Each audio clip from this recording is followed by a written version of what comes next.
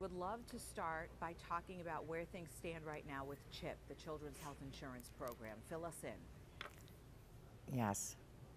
We have two very important healthcare programs right now that stopped being funded by the federal government on September 30th. It's now 67 days since Children's Health Insurance Program, called MIChild in Michigan, and community health centers have stopped the funding. Now, they are affected differently. Different health centers have some dollars to be able to continue for a while, but after the first of the year, if there is not passage of the bipartisan effort that I've been involved in negotiating and leading, if there's not a passage of that, we will begin to see notices go out for MIChild probably in January about children losing health insurance, and we have at least two community health centers in Metro Detroit, Western Wayne and Chaz in Southwest Detroit, that will lose funding in January. So this is very serious,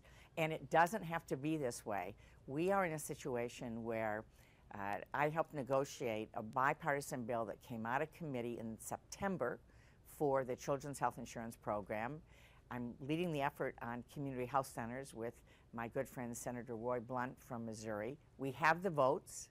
It's just a matter of getting time on the floor. And my response to Senator McConnell, the majority leader, is instead of bringing up divisive, controversial items, we could spend one day and give parents the peace of mind going into the holidays that MIChild's going to continue, and that we're going to see men and women and children know that community health centers will be there in January. And I know you just mentioned the two community health centers in particular. Do you know the numbers off the top of your head of how many children would be affected? Well, we're talking about two things overall. We have the Children's Health Insurance Program, which parents of working families are able to be involved in, those who don't qualify for other kinds of health care. So we've got MIChild, which affects 100,000 children in Michigan. And then we have all across the state, 680,000 people who last year got their health care through health centers. And we're talking about tens of thousands of people in Metro Detroit.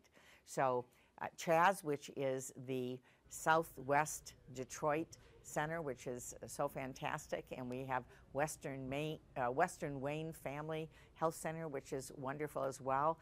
We'll see major cuts in January, and then other health centers around Metro Detroit and the state, totally serving 680,000 people last year, will see the majority of their funding cut if there's not action by the end of this month. And specifically, I mean, what would these families here in Michigan who rely on these healthcare centers, what would they be forced to do? I mean, what's the alternative? Well, the alternative for people is to go to the emergency room, which is the most expensive way to get covered in terms of health care. And it's certainly not very efficient. And when your child gets sick in the middle of the night, or if you have a child that has juvenile diabetes or asthma or is receiving cancer treatments, or just all of the bumps and bruises that children get, the fact is that going to the emergency room all the time just is not a good way to provide medical care for children. And people who go to health centers will otherwise be going to the emergency room. So that is very expensive. It's not very effective for people in terms of the daily kinds of medical care, and it's the most expensive way to get medical care. So it makes no sense. That's why we have community health centers. And just to emphasize again that we have bipartisan support right now. Senator Blunt and I have 70 members of the Senate who have signed a letter supporting our bill. We have a bipartisan bill on children's health insurance. There's no excuse not to get this done, and I'm going to push very hard to make sure this gets done by the end of this month.